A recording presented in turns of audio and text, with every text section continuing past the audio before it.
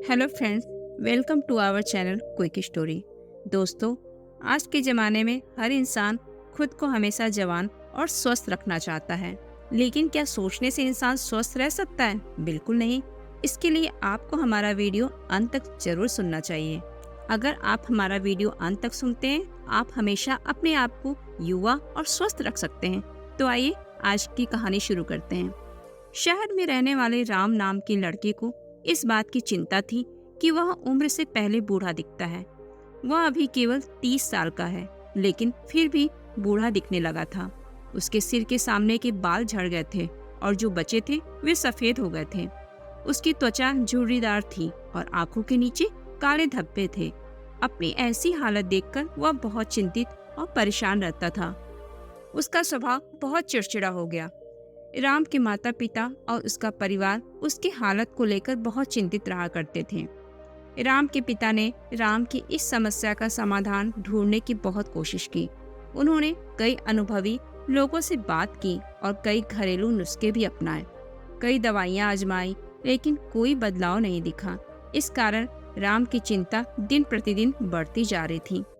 फिर एक दिन किसी ने राम के पिता को बताया कि इस शहर के बाहर एक साधु महाराज रहते हैं जो आयुर्वेद का बहुत बड़ा जानकार हैं। तुम उनके पास जाओ, वह तुम्हारी समस्या का समाधान अवश्य करेंगे। अगले दिन सुबह राम के पिता राम को लेकर उस स्थान पर पहुंचते हैं जहां वह साधु महाराज अपनी कुटिया बनाकर अपने शिष्यों के साथ रहते थे। राम और उसके पिता ने साधु महाराज को प्रणाम किया और अपनी समस्या बताने लगे। राम के पिता ने कहा, साधु महाराज, यह मेरा इकलौता बेटा है राम। अभी इसकी उम्र मात्र 30 साल है, लेकिन ये अपनी उम्र से पहले ही बूढ़ा दिखने लगा है। उसके बाल भी झड़ने लगे हैं, वह सफेद पड़ने लगा है। उसकी त्वचा शुष्क और झुर्रीदार भी हो गई है। आंखों के नीचे काले घेरे।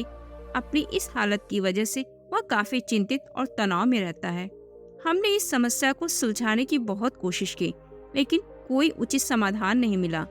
अब कृपया आप ही कोई उपाय बताएं।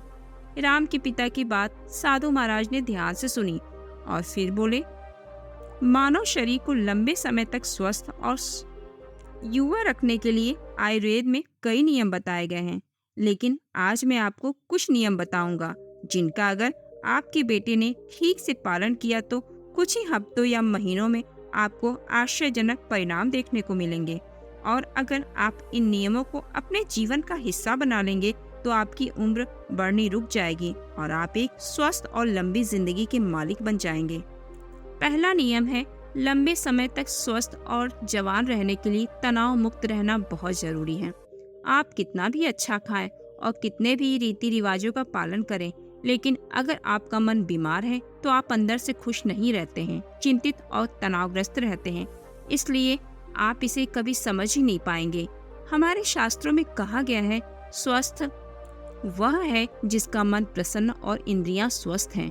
अगर आपकी मानसिक स्थिति ठीक नहीं है तो इसका असर आपके पूरे शरीर पर पड़ता है। यदि मनुष्य अपनी आदतों में सुधार करे और नियमों का पालन करे तथा अपनी अनावश्यक इच्छाओं और वासनाओं पर नियंत्रण रखे तो उसके जीवन की आधी समस्या और चिंताएं अपने आप ही खत्म हो जाएंगी। तो पहला नियम, चिंता और तनाव से मुक्त रहना। इसके लिए आप अपनी आदतों में सुधार करें और अपनी इच्छाओं पर नियंत्रण रखें। दूसरा नियम है, अपनी रीढ़ की हड्डी सीधी रखें और पेट भरकर सांस लेने की कोशिश करें। हम कैसे बैठते हैं, सोते हैं, चलते हैं या सांस लेते हैं, इसका हमारे स्वास्थ्य और उम्र पर गहरा प्रभाव पड़ता है। इसलिए सीधे बैठने की आदत डालें और सोते समय भी रीढ़ की हड्डी सीधी होनी चाहिए। इससे हमारे शरीर के अंगों पर भी कोई प्रभाव नहीं पड़ता और वे लंबे समय तक अच्छा काम करते हैं। इसके साथ ही पेट भरकर लंबी सांस लेने से व्यक्ति स्वस्थ और जवान रहता है। तीसरा नियम यह है कि आपको उठने और खाना खाने का समय नियमित रखना होगा। अक्सर लोग इस बात पर ध्यान नहीं देते कि क्या काम करना है और किस समय सोना है और किस समय खाना है, और उनकी यही गलती उनकी सेहत पर बुरा असर डालती है। आयुर्वेद के अनुसार रात को जल्दी सोना चाहिए और सुबह ब्रह्म मुहूर्त में 4 से 5 बजे के बीच में उठ जाना चाहिए। जिस व्यक्ति के जीवन में सोने और खाने का समय निश्चित नहीं है और अनुशासित नहीं है, उसका जीवन चिंता और तनाव से भरा रहता है। और जो लोग बहुत चिंता और तनाव से भरे होते हैं वे बहुत जल्दी बूढ़े हो जाते हैं और अपना पूरा जीवन जी नहीं पाते। इसलिए जीवन में अनुशासित रहें। चौथा नियम है, हमेशा अपनी भूख से थोड़ा सा कम खाएं। आयुर्वेद में एक कहावत है कि जो कम खाएगा वो अधिक समय तक खाएगा। अर्थात जो व्यक्ति अपनी भूख से थोड़ा कम खाता है वह अधिक समय तक जीवित रहता है।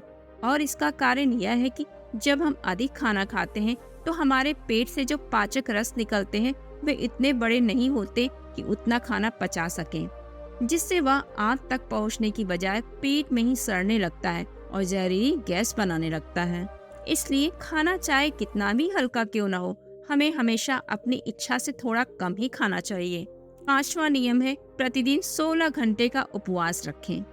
जितनी जल्दी हो सके रात का खाना खा लें। अगर आप रात का खाना 8 बजे खाते हैं तो अगले दिन 12 बजे तक कुछ भी न खाएं। और अगर आप शाम 7 बजे खाना खाते हैं तो सुबह 11 बजे से पहले कुछ भी ठोस न खाएं।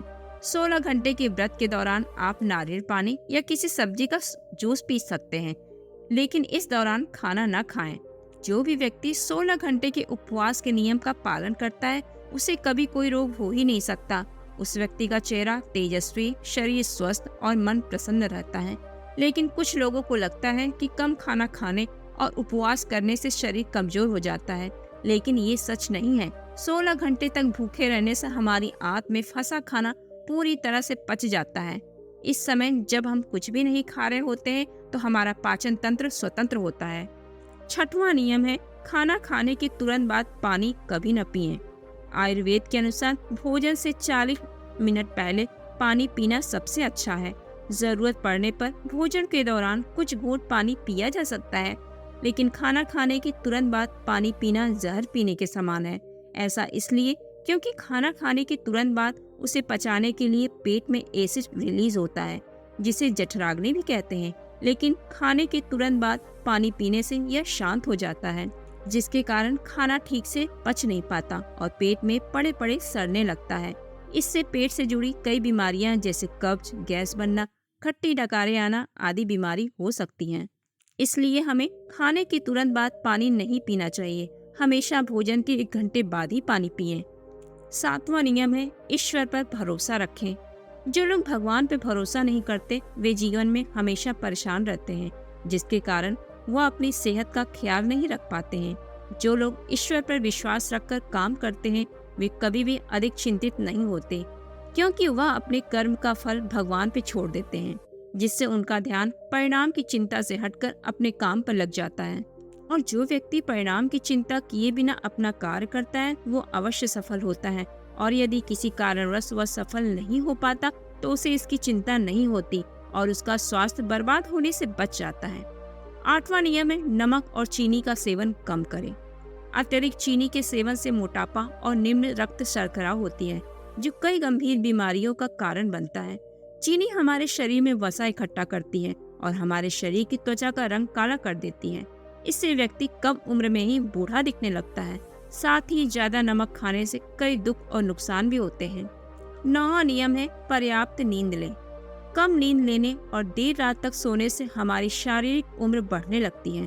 कम नींद के कारण चेहरे की चमक गायब हो जाती है और चेहरे पर झुर्रियां पड़ने लगती हैं। इससे व्यक्ति उम्र से पहले ही बूढ़ा दिखने लगता है।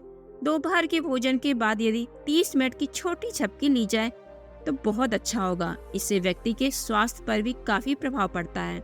10वां नियम है, अगर आप खुद को लंबे समय तक स्वस्थ रखना चाहते हैं तो रोजाना योगा या व्यायाम करना शुरू कर दें।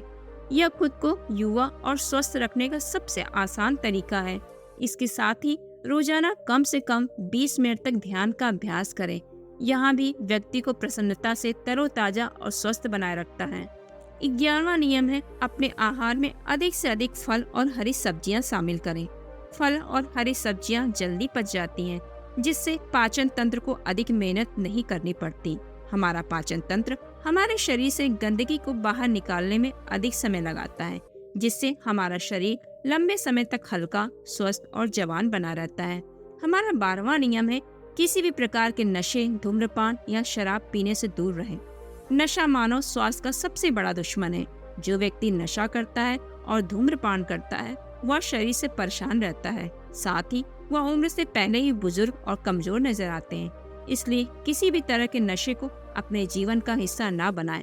इन 12 नियमों का पालन करने से राम के जीवन में चमत्कारी परिणाम दिखने लगे। राम और उसके पिता ने उसकी समस्या का समाधान ढूंढ लिया था। उन्होंने साधु महाराज को धन्यवाद दिया और खुशी खुशी अपने घर चले गए। तो दोस्तों, आज की हमारी जानकारी आपको कैसी लगी? कमेंट बॉक्स में कमेंट करके हमें जरूर बताएं। और हमारा वीडियो अंत तक सुनने के लिए आपका दिल से धन्यवाद।